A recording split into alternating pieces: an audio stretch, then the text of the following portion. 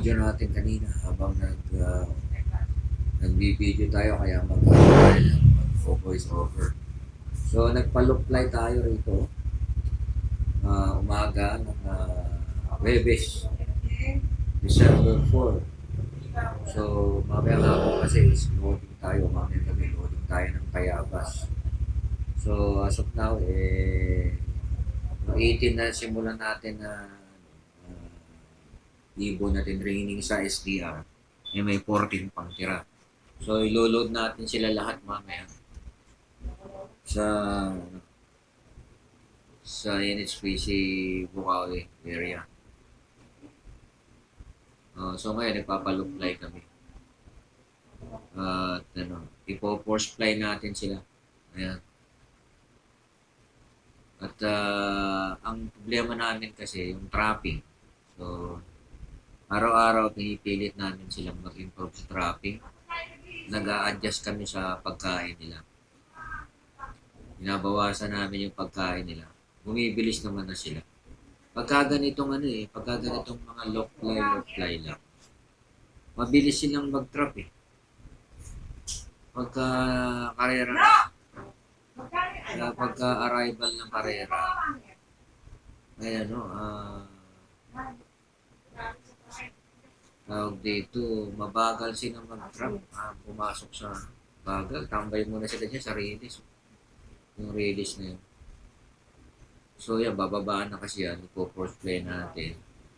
Bubugawin natin sila ng pat-pat na merong kulay pulang plastic sa dulo. Kaya yan, parang medyo humaba yung kanilang ako kung tama itong ginagawa namin. Kasi Tayabas sila, 100 plus kilometer na yun. Yung Tayabas mamayang hapon. Sana tama naman yung ginagawa namin. So, sila kasi, hindi sila masyadong hindi sila lumalayo rito sa loop eh. Diyan lang, ikot-ikot lang sila dyan. Wala talaga yung ranging na tinatawag. Hanggang ikot-ikot lang sila rito sa loop. Hindi yung nakitang-kitang lang sila. Gusto ko sana yung lumalayo sila, yung hindi mo sila makita. Yung magre-ranging ika nga. Pero yun nga. Kaya ginagawa namin ito para medyo matagal silang buka. Binubugaw namin sila. Mamaya pagka medyo pagod na, kahit na sana mga 30 minutes lang pwede na. Para sa amin kasi hindi sila tumatagal pagka tingnan natin kung matatakot sila dyan. Steady ko na yun yung pat-pat na may pulang plastic sa dulo. Tingnan natin kung matatakot sila. Ayan. Ikot pa rin sila dyan. Pagka tumigil na sila, magpapakain na kami. Obserbahan naman namin yung kanilang trapping. Pagka tumigil na sila dyan. Mamayang gabi kasi Tayabas sila eh. Tayabas ang loading mamayang gabi tapos release niya Friday morning 7 a.m. So, check natin kung ilan ang darating sa out of 14 na ilulod natin.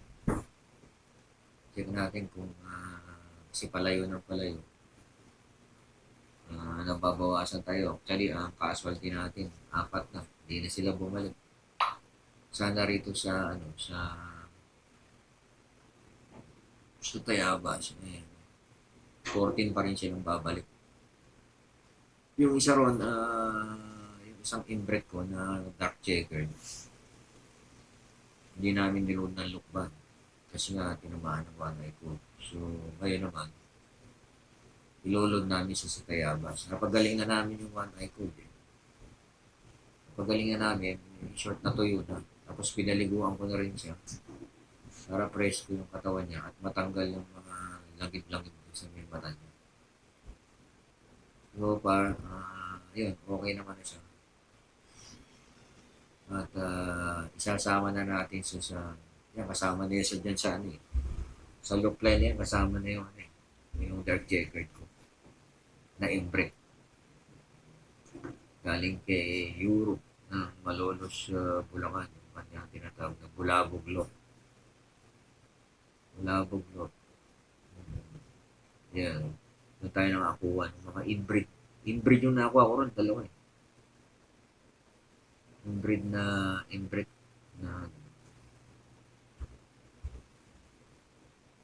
na galing kay Jellican. Nakakuha siya noon ng dalawang original ni inbreed mismo, galing kay inbreed. Siguro nahiram niya directly from Jimmy Gunn sa Antipolo. So, yan. Yung inbreed na nakuha ko is puro pula yun. Naglabas sila ng dark checkered. Nailipad ko pa ng north yung dalawa. Yung tira, itong tira. Nailipad ko pa ng north, pinihit ko lang itong mga to. Kasi sa north, hindi namin natapos yung training ko. Tinamaan lahat sila ng hindi nga kami nakaabot sa derby proper sa north. Kalahatian ubus na kagad yung ibon eh. Kasi tinamaan ng sakit. Hindi tayo marunong. Bumaba sila kahit na mayroong siguro gutom na sila. So yan, ginagawa namin, nag-a-adjust kami sa trapping. Nag-a-adjust kami sa feeding para mabalis sa amin silang mapapasok.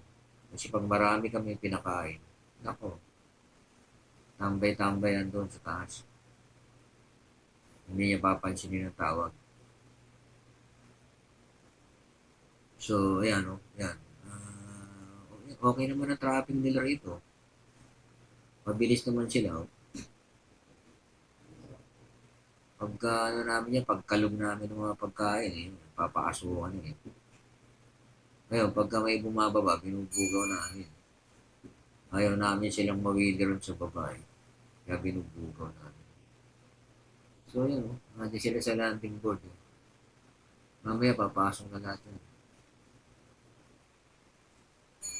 Maganda naman yung traffic namin Napapapasok namin sila lahat bago kumain. Kaso pag derby pagka yung training, galing sila sa training, hirap nila papasukin, tatambay pa.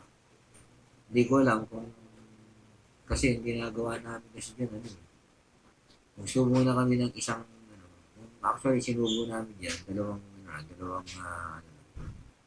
dalawang, yung lukban tsaka tayaban. Ang sinubo namin dyan, isang geliwang, tapos 3 patak ng relo. Ang sinasabi ng doc ng masyado nang malakas yung ibon. Gusto niya bawasan. Hindi na ako, hayaan mo silang masanay sa 3 patak. Kasi mga 3 beses pa lang kami nagpatak. 3 loading. So, yan Dali namin silang papasukin pagka yung mga low-fly lang. Kasi siguro gutom sila. So, gagawin nga namin ngayon,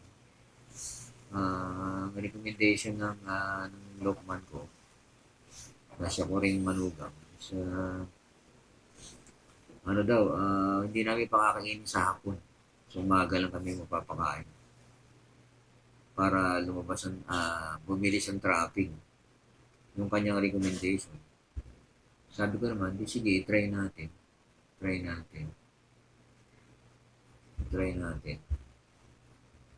Yan Andiyan na lahat sila sa landing board Diba, megit kalahati na dyan papasok. Ito lang, medyo makukulit pa. Pero mapapapasok lahat yan. Yan sila. Ilang piraso na lang nasa labas Meron na lang isang binubuga dun sa baba. Kasi pag dumapo siya dun sa lupa, binubugaw na namin para umakyat dito. Umakyat sa landing board.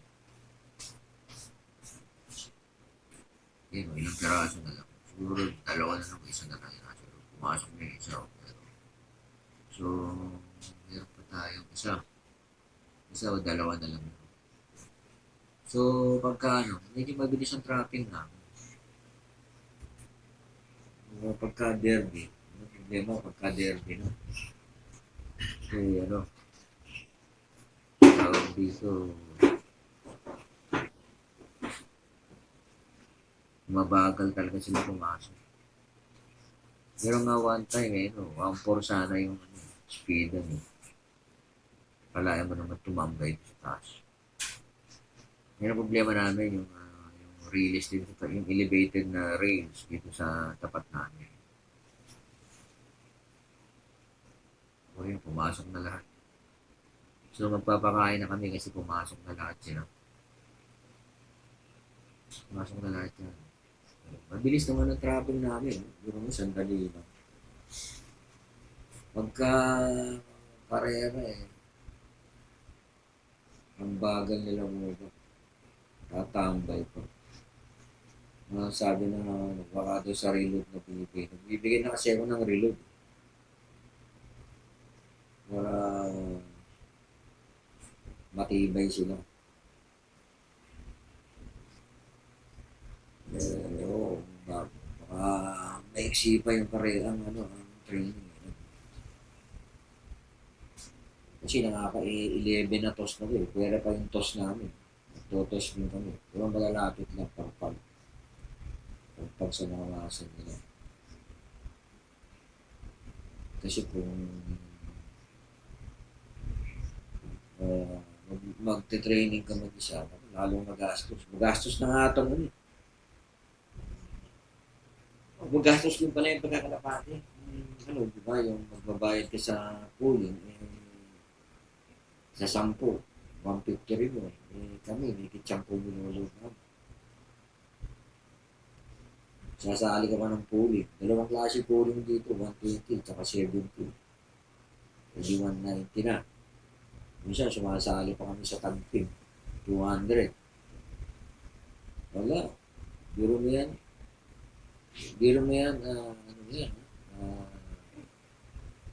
Naging isang post na. Puro kami kasama sa pooling. Nung una nga, dahil bagito nga tayo, pinadagdagan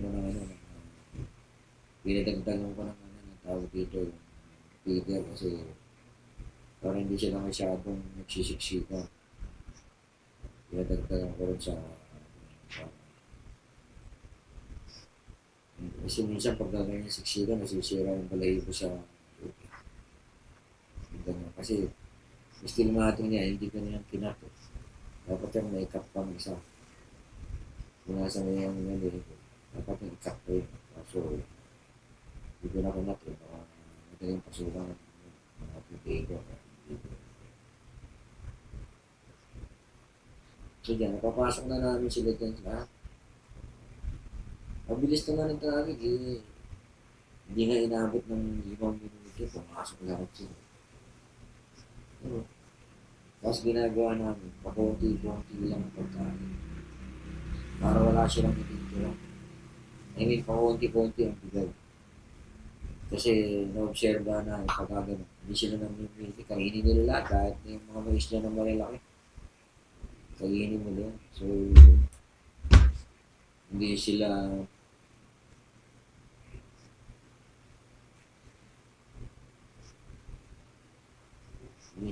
namimili na pagkain ng kanilang grains. Tukain niya, basta kung nasa harap nila, tutukain nila. So dahil dinidiyeta namin sila,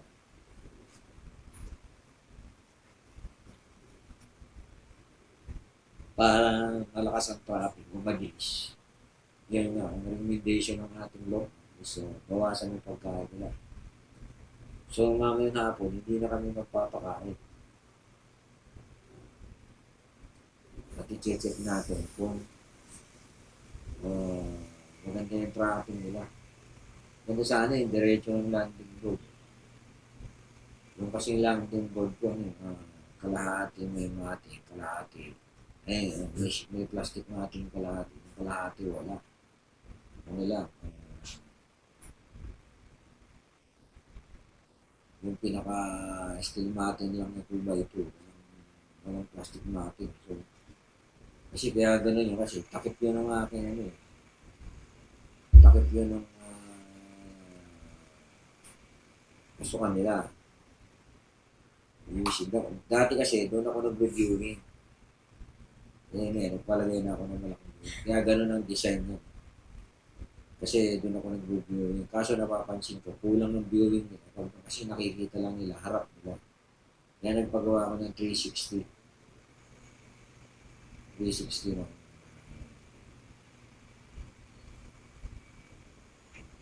Na viewing deck o aviary. So may aviary na sa tuktok. Makikita ko na ito.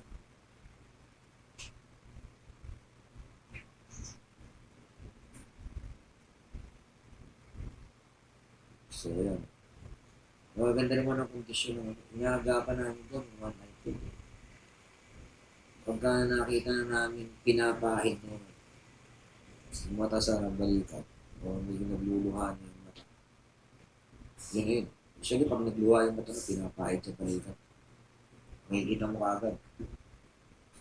Observa mo kaya dinadampot na namin yung kalapati. Kaya lilipat na namin sa quarantine area namin. Quarantine area namin. Lilipat na namin. So, unti-unti natututo kami. Kasi nung nakaraan, may tinamaan, pinabayaan lang namin. Hanggang sa mamaya, lahat na sila lumuluha na. So, nataranta kami. Hindi na kami marunong maggamit ng one night food. Ginawa ko nga, kumuha ka namin. Yung Teramycin LA. Umili ko, yung sinaksa ko. 0.2. Wala, hindi tumalab. So, pahaba ako na isang buwan. Saka ako sila sinaksakan, ibang gamot naman, bacteria naman. Sinaksakan ko naman. So, yung iba, yung isang imbrek ko, namatay doon. Tapos yung original ko na pulsayo, tsaka yung crack 52, inbreed na lying machine ba siya, crack 52. Kulay pula, ay brown. Parang milk. Itali rin. Tsaka yung mga kinuha ko sa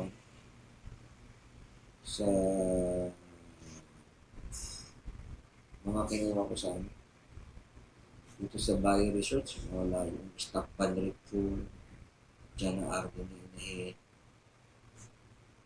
Marami yung nawalang inahin. Yung mga pinabibili ko sa Bio Resorts. Kaya akala ko na kasi, sa ibo na kaya lahat, mahal. Yan pala, meron din naman affordable. So, yun nga. Namili na tayo ng magandang breeder itong this season. Nakasalang na sila dyan ngayon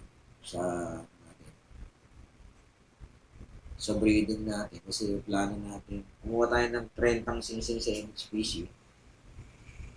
Tapos, plano natin sumali sa one loop race ni John Alegre at ni Russell Baldaro sa Rizal sa Panayo. Sasali tayo doon sa so, hopefully, sana. Ano namin kasi so far ngayon, 30 na pares. Yung aming nakasalang. Ako kung sasapat na yun dahil ang isising-sing namin sa magsising-sing kami ng 50 eh. Yung meron ako biniling commercial na 26. 20, tsaka 30 naman. 30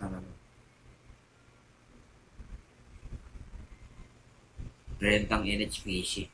Tapos may motor race pa ako pero ito double band ko yun sa NHPC pa.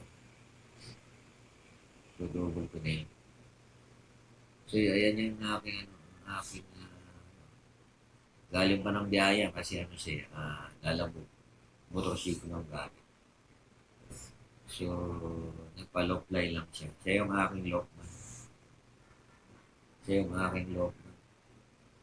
So, yun, mga kasama, yan ang ating